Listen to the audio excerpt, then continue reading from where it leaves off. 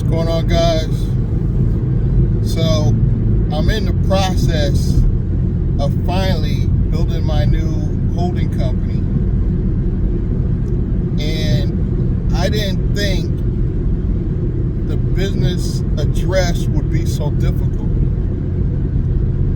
because you got to remember, a lot of cases you're not going to pay for a real physical address. You will later. That comes later. When we build the corporation that we possibly want to sell or go public, that's when you want to purchase a real physical location. But for now, we just want to build this up quick so we can start getting some business and corporate credit. So I didn't think it was going to be this difficult to get a virtual address, but when you go to set up your virtual address, I'm using Anytime mailboxes. Opus is another one. There's a lot of them out there. Regis is pretty straightforward because you usually have one locally that you can just walk in. But when you're dealing with online presence, because the places are far away, whatever, I didn't think it was going to be this challenging. So I sent them the form that I need to get notarized, because they don't tell you this up front, but you got to get the form notarized. And they offer to charge you $25 to use their online source. And you have to have your face on screen and all this. But before I did that, I did all the running around in circles trying to get this thing notarized. I went to Mailbox Etc. because they notarize this stuff, usually $5. Most places will notarize something for $5. Here's what you don't tell you. Everybody, at least in my area, that notarizes stuff, don't even read the actual paperwork. This is a document that they're supposed to take serious, look over. And the reason why I know this, because I'm leaving it up to them to tell me what I need to fill out. I went to 2 places and they didn't tell me to do anything other than sign my name, and they stamped it. That was wrong. Where when I finally did the online one and just paid the $25, they walk it through you while they're talking to you on screen.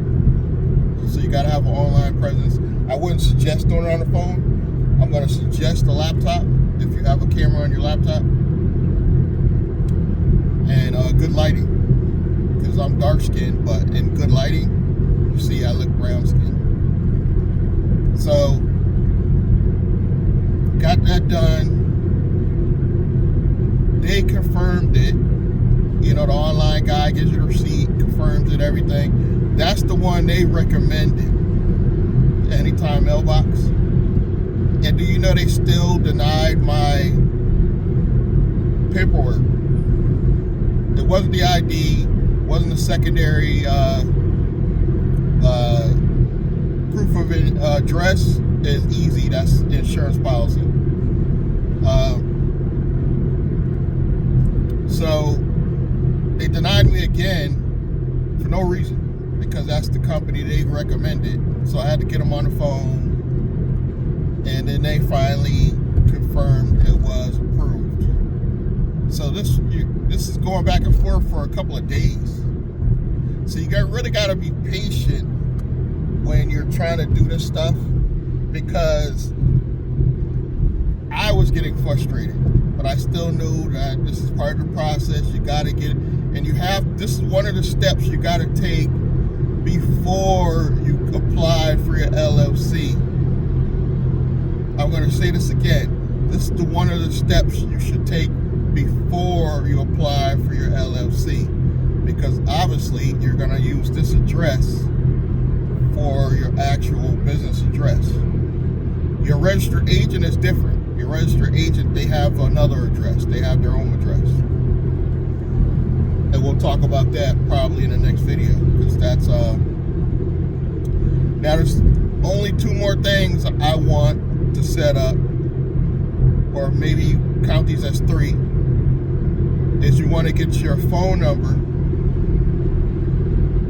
and preferably something toll-free that could be transferred to, you know, your cell phone, your landline, whatever. So you get that. I'm going to recommend that probably in the next video. You're going to need your email, a real.com email to match your .com website, not, you know, Gmail. Although I do recommend having also a backup Gmail just to store stuff for your business as well.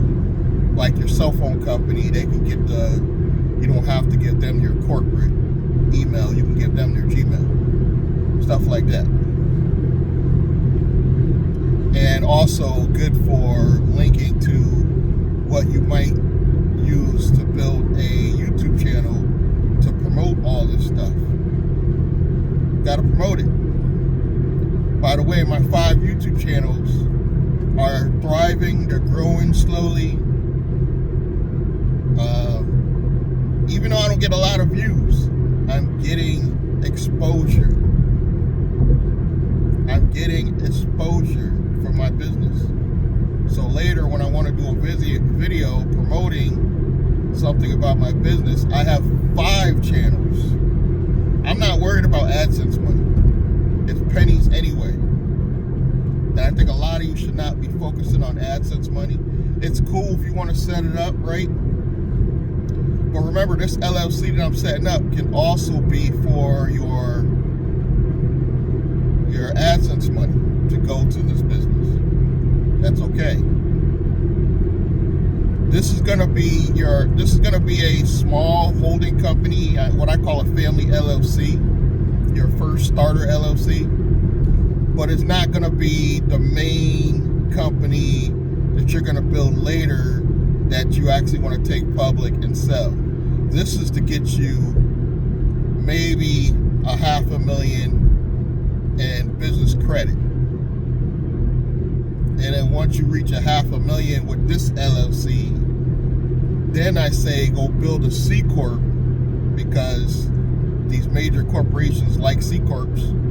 And the C Corp is going to be the main tool that you're going to use to draw in investors.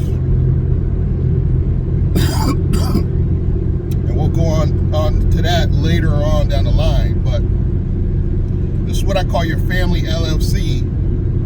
This is going to be your first one. It's not your first.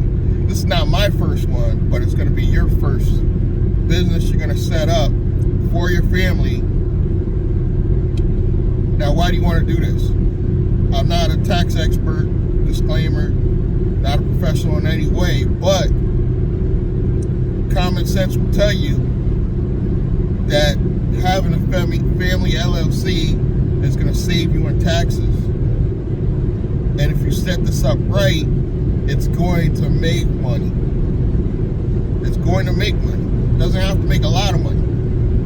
4 to 5 grand a month is all it really needs to make, and it'll improve your life like 100%. You want it to make some money, and I'm showing you as I'm building this out. So it's not one of those, oh, he's just talking about it. This is the new LLC holding company I'm building, because I talk about it in older videos. My old one was never set up properly. I owe some taxes on it. A lot of things went wrong. So we want to set that up correctly on this new one. And then this is just to quickly start making me some money, not only business credit wise, but I'm going after grants with this one. And the grants are going to be the way we fund our company until we actually start making money. As soon as this company starts making money, that's when we start building the bigger corp. We may turn this family LLC into an S Corp. That may be something that happens later, once we make over 50,000 a year, you definitely want to probably consult a professional and think about converting that to a S corp. But why the new company needs to be a C corp is because that's going to be either to take public or to sell, and they like C corps for that. So that's how we're going to set that up. But this company is to get you off the ground, get you start making some money, get your family some tax benefits. This is going to be the one. And if you're a married couple, you can still be a S corp as a married couple. I don't recommend doing anything directly with your wife. I think even if you're a married couple, you should have 2 separate LLCs, with one being the main family LLC that I'm talking about right now. So this is going to be like the holding company, the locally owned holding company. And then if you guys want separate companies that do something, say high risk, you make this company own at least 10% of those companies. And then your wife could be 90% on the one, you could be 90% on the other. Let's say dad wants to do landscaping and the wife wants to sell jewelry. That's how you break it up. They both would be owned by the main family LLC. That's how I would break this down. Now, why make it so complicated? You got to talk to your tax professionals. And if your tax professionals aren't strategists, like your CPA is probably not a strategist, you need to get somebody that is going to be on your team that's the strategist. It's going to give you creative ways to save in taxes, not just file. Some CPAs want you to hand them the stuff, they just file it. You want somebody on your team to give you creative ways to do this stuff. And I'm partnered with a lot of companies, so I'm going to save a lot of people time because I've already sourced this stuff out. Like, you wouldn't realize what you got to go through just to set up the address until you actually do it. One of the things I learned from Glendon, you got to actually get out here and do some stuff. Glendon just likes to take credit for everything, but I did learn that from him. You actually have to get out here and do some stuff. And yeah, some stuff isn't going to go right, but at least you learn. Like, I learned the process now, so I know right off the rip with the business address, don't go through that red tape that I went through. Just go ahead and pay the $25, get online, speak to their online notary, and get it done up front, because I wasted 3 days for what? Trying to figure it out, because I haven't done set up companies in so long myself, you know. And this is going to be a time saver because you're not going to a lawyer to set any of this up. Just the first family LLC. Later on, you could go get the lawyer after you made some money, and then they could go back and fix anything that you might feel funny about. Like, you might feel your operating agreement isn't good enough.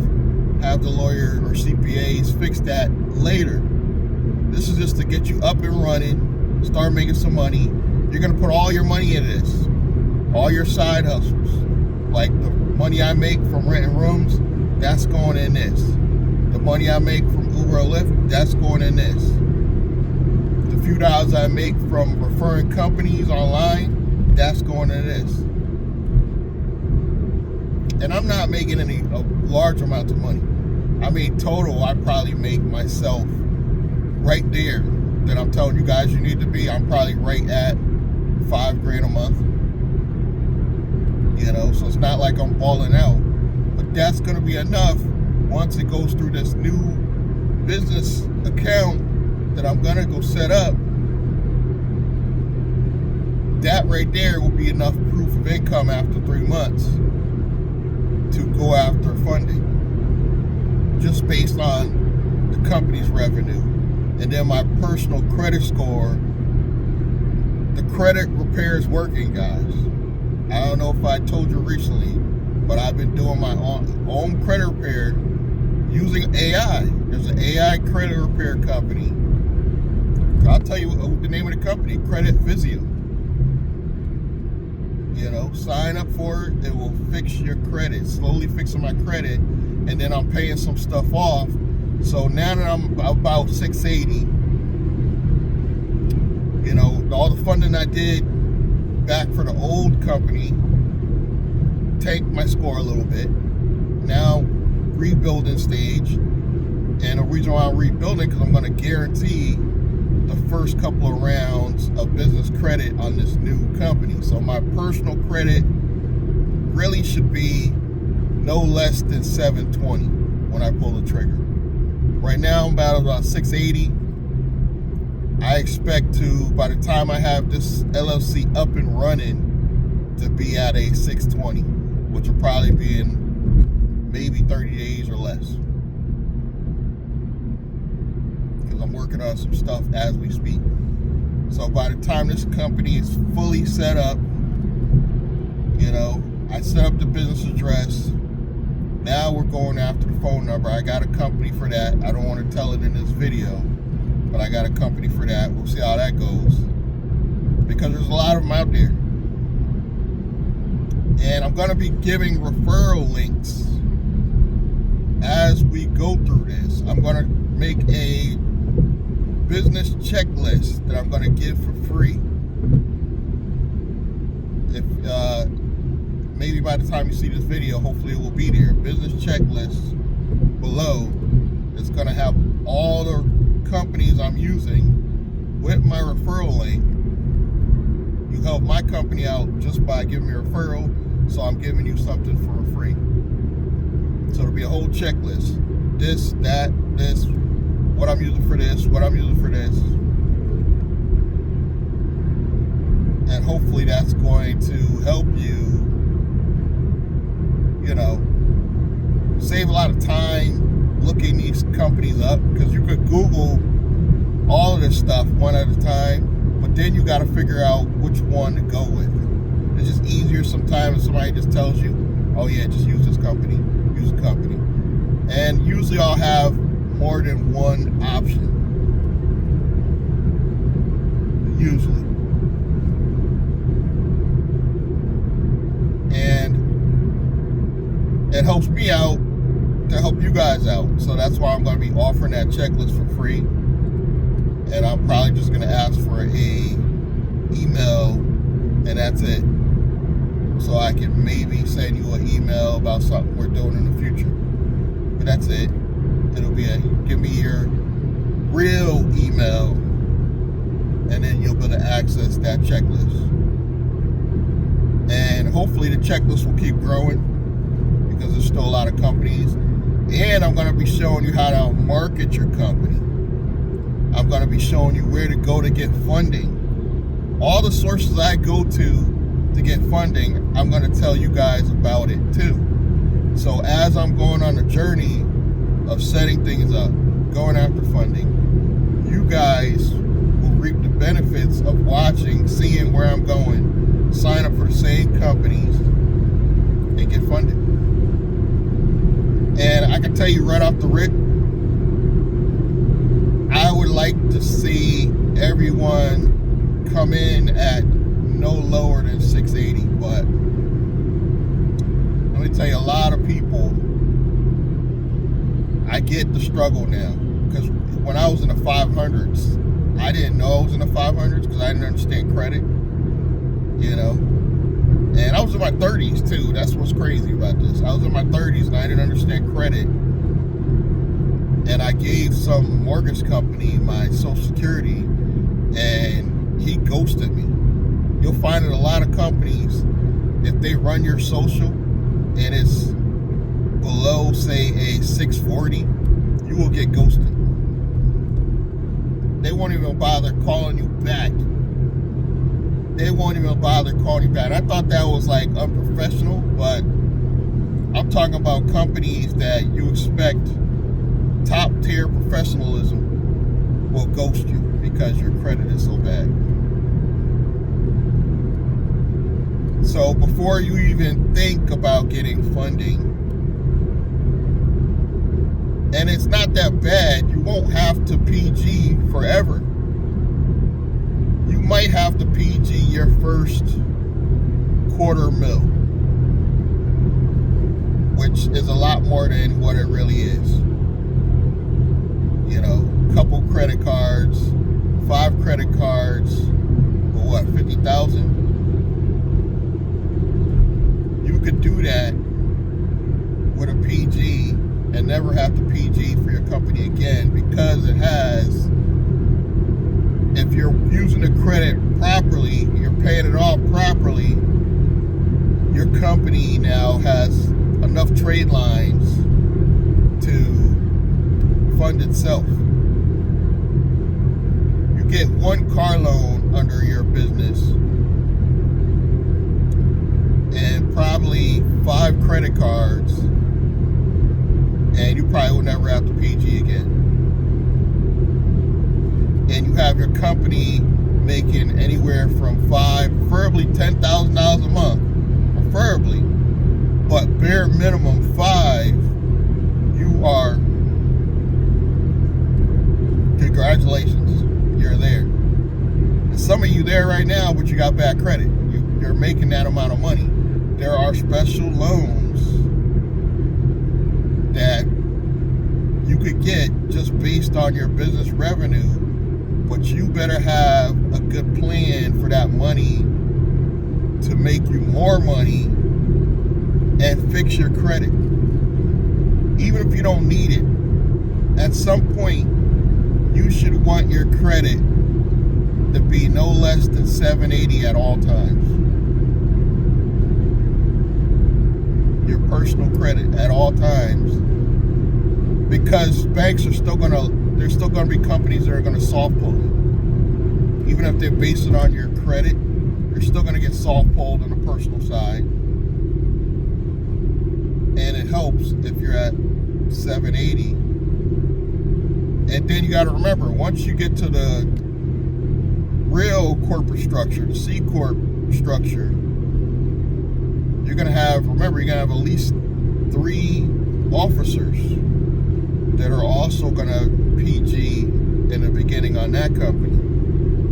So now you have a lot more money up front on that company to go do a lot more, like possibly buy the business location that you want your company to be in.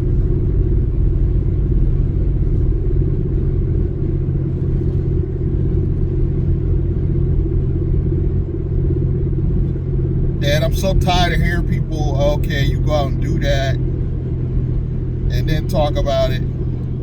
Okay, in all fairness, I get that. So now I'm restructuring. I already was in business, but I'm restructuring, starting a new holding company, and I'm going to be showing you guys everything I'm doing, or talking about it, everything I'm doing. And for proof, I am going to show the credit lines. And it's crazy that you gotta show proof, but for particularly black people, they need to see proof. And I'm not gonna go crazy trying to show proof on the setup phases that we're in right now, because it's not, it doesn't make any sense to try to show you the actual receipt from my mailbox company and all that. You either gotta believe it or you don't believe it. But I will show you proof of when I get my EIN back from the state. That's that kind of stuff. I'm going to show you that. I'm not going to give you my business address, but it probably won't be hard to find, because it's probably going to be listed on my website when I'm ready to give you guys that. So we're on the right track. I'm coming from a place where when in the beginning I didn't know how to set up my own business, so I hired a company. I hired one company to do everything. That is a mistake. If one company is doing everything for you, To me, that's a red flag. To me. If they're saying they're doing everything for you, because all they're going to do is going to go to different companies anyway. So you might as well just go through the checklist, set up each thing yourself so you know what you're doing, and then you could offer this as a service for someone else because you went through every part of the checklist. And then each one of these companies, more than most likely, will have a referral link. The mailbox places have a referral link. The 1-800 number places have a referral link. Even the place that's going to be my registered agent has a referral link. That's revenue for your business. That's also going to be revenue for your business. And then I recommend, if you're already doing other hustles, put all that money in this family LLC so you could get to that $4 to $5,000 a month, so you could qualify just based on your business revenue. And then you or your wife, only one of you needs to have good credit to PG in the beginning. But remember, if you go in as a married couple, as both owners, which I don't necessarily recommend, because if your husband's paying child support, or your husband's or your boyfriend's on child support, and you got a good credit, or your boyfriend's on child support, you should not put him on the company. Just you should go on the company so you guys will get the maximum amount of funding. That should be obvious, but a lot of times people go in as a couple and their bank's going to say, look, you both got to go on the LLC. They want both names on it. But if he's not in the business, you don't have to be on it. And you can say he's not on it.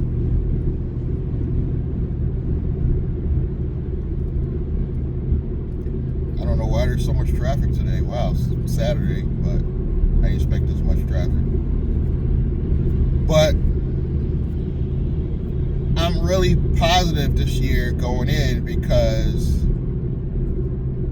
this is the first time I'm going to the setup phases with good credit right off the rip. Last time I set up my company, set up with the wrong people, my credit score was probably only at a 640. I'm not doing that this time. I'm waiting till it gets up to about 720 or better.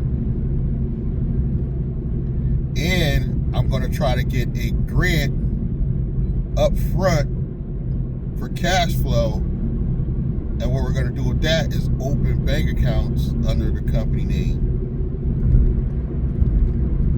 You know, open at least 3 different banking sources.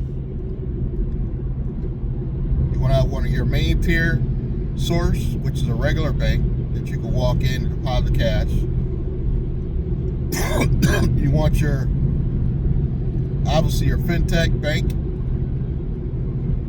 which is going to be good for security because you can hide a lot, because a lot of organizations, they can't see the fintech money in your fintech account. And of course, a local credit union. Navy Federal's cool and all. I got Navy Federal too, but having a local credit union, I think, is very beneficial. As well as you could have your higher end ones as well. Like, I may open a business account for this under Navy Federal as well. Even though that's what my old holding company is, I may open one for this as well.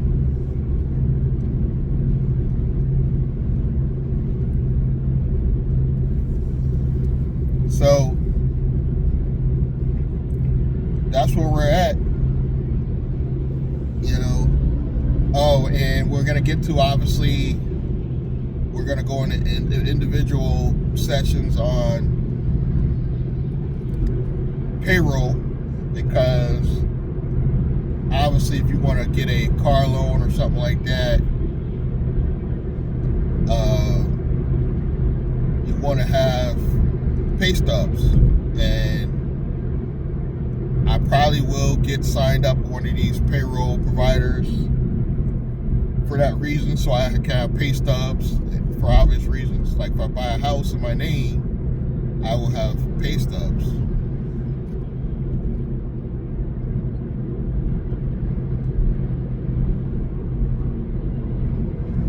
Wow, this truck is like holding up traffic major.